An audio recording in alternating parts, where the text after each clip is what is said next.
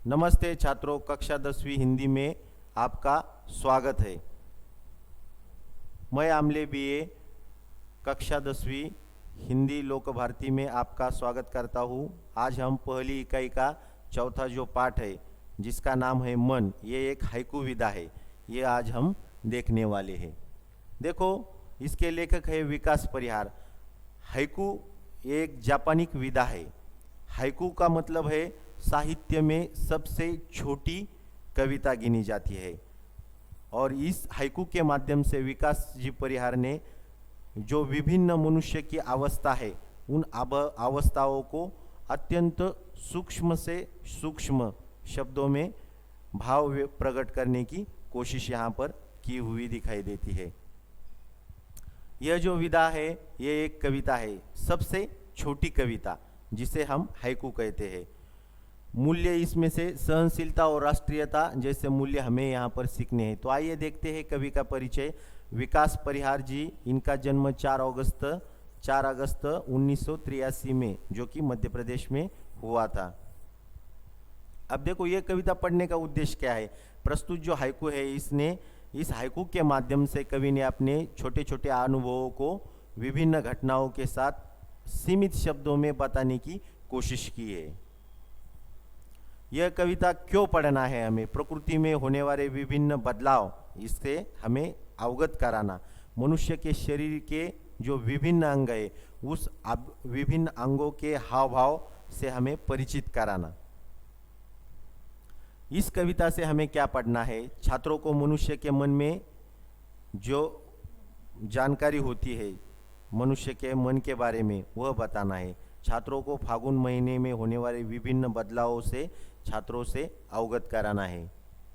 अब देखो, यह जो विधा है हाइकू, इस हाइकू में कुल मिलाकर 17 अक्षर होते हैं, 5, 7 और 5। पहले लाइन में अगर हम देखेंगे, घना अंधेरा, चमकता प्रकाश और अधिक। देखो, अब इसमें देखेंगे, शुरू करते हैं ये हाइकू विधा। घना अंधेरा, चमकता प्रकाश और अधिक। देखो, जिस प्रकार रात के समय में जैसे ही अंधेरा घना हो जाता है, घना का मतलब और अंधेरा हो जाता है, तभी क्या होता है? चमकता प्रकाश और अधिक। मराठी में जो जुगनू को मराठी में काजवा कहते हैं। जिस प्रकार घना अंधेरा होने के बाद एक छोटा सा जुगनू भी उस प्रकाश को छेद देने की कोशिश करता है और वह अधिक तेजी से चमकने लगता है। उसी तरह मनुष्य ने भी क्या करना, हमारा जो यह जीवन है, इसमें कई सारी परिस्थितियां, कठिनाई रूपी अंधकार हमारे जीवन में आता है। उस अंधकार को न घबराते हुए उसका डटकर मुकाबला करना चाहिए। उसका सामना करते हुए एक प्रकाश की तरह, जिस तरह ज्ञान रूपी अंधकार हमारे मन में होता है, तो हमें उसे प्रकाशित करना चाहिए। अब देखो, दूसरी चित्र में हमें दिखाई देता है, करते जाओ पाने की मत सोचो जीवन सारा। अब देखो, कुछ लोगों का क्या रहता है, जो कुछ भी हमें मिलना चाहिए वह सब ऐसा ही मिलना चाहिए। ऐसी कौन सी भी चीज हमें आसानी से नहीं मिल सकती। करते जाओ पाने की मत सोचो। लेखक का, विकास परिहार जी का कहना क्या है इस हाइकू के माध्यम से, कि मनुष्य ने हमेशा जीवन में कर्मरत रहना चाहिए, है क्या नहीं? कर्मरत रहना चाहिए, फल की अपेक्षा करना नहीं चाहिए। अगर जब हम फल की अपेक्षा करेंगे तो हमारा जीवन का जो आनंद होता है वह आनंद गवा बैठेंगे। हमेशा कर्मरत रहना चाहिए। फल तो हमेशा अपने आप एक न एक दिन हमें मिलने ही वाला है। अब देखो, दूसरे चित्र में देखिए, जीवन नैया मझधार में डोले, संभाले कौन। देखो, जिस तरह एक अच्छा नाविक, यह इस चित्र में दिखाई देती है नाव और उसे चलाने वाला जिसे नाविक कहते हैं। अब एक सागर इस चित्र में दिखाई देता है। उस सागर में जिस तरह कई तूफान, आंधियां आती है और वह नाव जो है इधर उधर डुलने की कोशिश करती है, लेकिन उसमें फिर अच्छा नाविक जो रहता है वह क्या करता है, चतुराई से न घबराते हुए, न उसे छोड़ देते हुए उसे तीर पार कराने का कोशिश करता है और सफल हो जाता है। ठीक उसी तरह आदमी ने भी करना चाहिए। हमारा जो जीवन है वो एक समुंदर की तरह है, उसमें कई सारी कठिनाई हमारे जीवन में आ सकती है और आती ही है। उस परिस्थितियों को न घबराते हुए, इस नाविक से आदर्श लेते हुए हमने भी जीवन रूपी जो हमारी नाव है उसे कहाँ पर भी इधर उधर डोलने की उसने कोशिश की, तो उसके न छोड़ते हुए अपने अच्छे कर्म करते हुए सदैव चलते ही रहना चाहिए। नाव अपने आप एक दिन अच्छी चल सकेंगी। और इस चित्र में देखिए, रंग बिरंगे रंग संग लेकर आया फागुन। देखो आप, फागुन का जो महीना होता है वह काफी सुंदर होता है। प्रकृति में विभिन्न बदलाव उस फागुन महीने में आते हैं। इस चित्र में हमें दिखाई देता है रंग बिरंगी फूल पौधे, है क्या नहीं।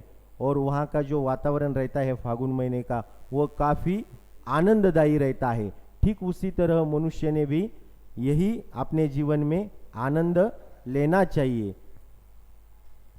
अब इस चित्र में देखो, कांटों के बीच खिलखिलाता फूल देता प्रेरणा। आप देखो, गुलाब का इस चित्र में फूल दिखाई देता है हमें। यह जो फूल है वह कांटों के बीच में फूला हुआ है क्या नहीं। गुलाब के फूल को, पेड़ को अगर हमने देखा तो उसके बाजू में सब जगहों पर कांटे ही कांटे दिखाई देते हैं, लेकिन कांटे होने के बावजूद भी उस कांटे के अंदर वह फूलता है। वह कभी ऐसा सोचता है क्या, मेरे बाजू में सब कांटे ही कांटे हैं, अब मैं नहीं फूला सकता। जिस तरह वह कांटों के बीच फूलने का काम करता है और चारों ओर वहाँ की संबंधित पूरे माहौल को वह सुगंधित कर देता है, उसी तरह मनुष्य ने भी क्या करना चाहिए। ये जो जीवन है वह कांटे के बीच में है।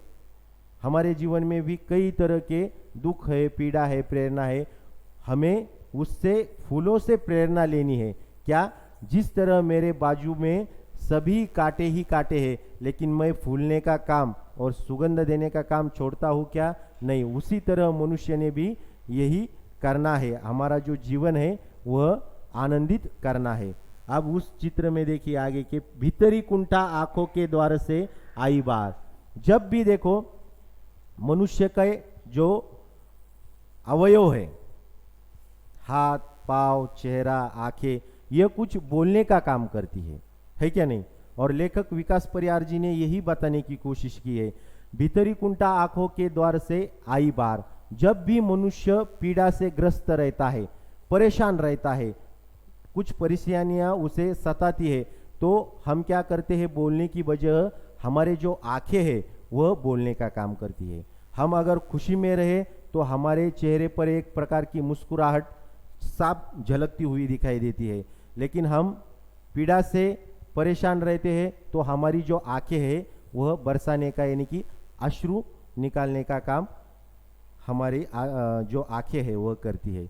और यही से लेखक का कहना है, जिस प्रकार भीतरी कुंठा यानी कि हमारे अंदर की जो पीड़ा है वह हमारे आंखों से बाहर आती है, लेकिन इसके न घबराते हुए हमने उसका सामना करना चाहिए, ऐसे विकास परिहार जी कह रहे हैं।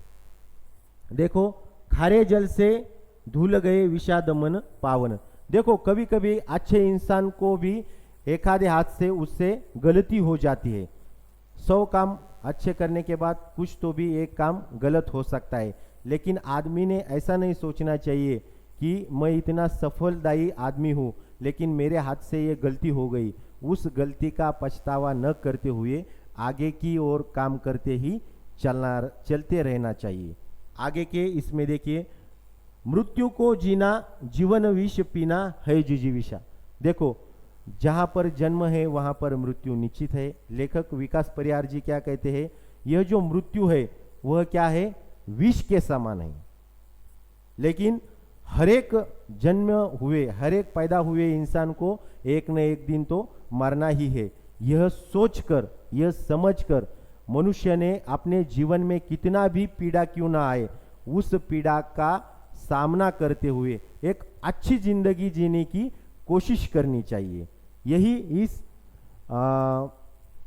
पंक्ति के माध्यम से विकास परिहार जी ने हमें बताने की कोशिश की है। यह जो विष है मृत्यु रूपी, यह विष पीकर भी हमने उसे विष पीकर अमृत में परावर्तित करना चाहिए, इसीलिए तभी जीवन सफल हो जाएगा, यही उसका अर्थ है। अब देखो, मन की पीड़ा छाई बन बादल बरसी आके। जब भी हमारे मन में कोई पीड़ा हमें परेशान कर रही हो तो वह क्या होती है, बादल बन के बरसी आके। जिस प्रकार आकाश में घना बादल आ जाता है और वह बादल आ जाने के बाद क्या होती है, वर्षा का आगमन होता है, बरस जाती है वर्षा, है क्या नहीं, बरसात होती है।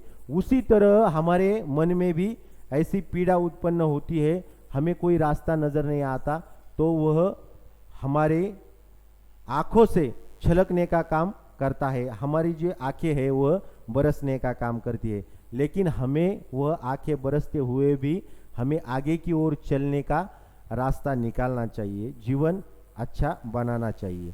आगे के इसमें देखिए, चलती सात पटरिया रेल की फिर भी मौन। देखो, रेल की जो पटरिया है इसका यहाँ पर लेखक ने विकास परिहार जी ने उदाहरण दिया है। उनका कहना है कि जिस तरह वह रेल की पटरिया है वह एक साथ तो चलती है लेकिन एक साथ होती नहीं, दोनों अलग अलग है क्या नहीं।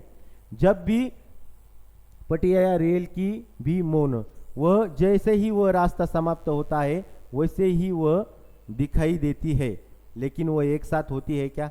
ठीक उसी तरह मनुष्य के जीवन में भी ऐसा है, दुख और सुख ये दो बातें मनुष्य के जीवन में भरे हुए हैं। वह दुख और सुख एक ही साथ होते हैं, लेकिन वो एक साथ दिखते हैं क्या, नहीं। एक साथ होते हैं क्या, वो नहीं। जिस प्रकार दुख आता है, दुख चला जाने के बाद मनुष्य के जीवन में सुख ही आता है। लेकिन हमने क्या करना चाहिए, जिस तरह वह रेल की पटरी की तरह दुख और सुख चलते ही रहते हैं मनुष्य के जीवन में, और हम हमारा काम करते ही रहने का। अब देखो, इसके सितारे छिपे बादलों की ओट में सुना आकाश। देखो, सितारे यहाँ इस चित्र में दिखाई देते हैं। सितारे जिस प्रकार बादलों की ओट में यानी कि बादलों की गोद में छिपे हुए रहते हैं, सुना आकाश। जब भी ये सितारे जिस प्रकार बादलों के बीच में छुपे जाते हैं तो आकाश जो होता है जिस प्रकार सुना होता है, अकेला होता है, उसी तरह मनुष्य का जीवन है क्या नहीं। उस तरह मनुष्य का जीवन भी कितने भी दुख क्यों ना हो, वह दुख अगर हमारे मन में ही छुपे रहते हैं तो हमारा जो मन है वह बिल्कुल सूने आकाश की तरह होता है। लेकिन हमने क्या करना चाहिए, हमारा दुख कम करने की कोशिश करनी चाहिए। सदैव आनंदी रहने का संदेश इस पंक्ति के माध्यम से दिया है। तुमने दिए जिन गीतों को स्वर हुए अमर। देखो, जो सफल व्यक्ति है, सफल गीतकार होते हैं, उन लोगों ने जिन्हीं गीतों को स्वर दिए वह गीत अमर हुए हैं। आदमी मर जाता है लेकिन उनके जो स्वर है, उनकी जो बोली, उन्हें जो गाए हुए जो स्वर है वह आज भी मौजूद है, वह अमर है क्या नहीं। हम देखते हैं कई सारे गायक जो है वह इस दुनिया को अलविदा करके चले जाते हैं, लेकिन उन्होंने जितने भी स्वर इस गीत के माध्यम से उन्होंने झनकारे हैं, दिए हैं, तो वह आज भी जैसे कि वैसे ही है। मनुष्य ने भी ऐसा ही रहना चाहिए, इस पंक्ति के माध्यम से बताया हुआ है। देखो, सागर में भी रहकर मछली प्यासी ही रही। आप देखो, यह जो मछली है इस चित्र में, जिस प्रकार वह मछली सागर में रहकर भी प्यासी रहती है, मतलब उसे अच्छे जल, सागर में पूरा जो जल होता है वह खारा होता है और उसे अच्छे जल की तलाश में खोज करनी पड़ती है। जिस तरह वह नीचे से नीचे सागर की गहराई तक जाती है, क्यों, अच्छे जल पीने के लिए, प्यास बुझाने के लिए। सागर में भी रहकर मछली प्यासी ही रही।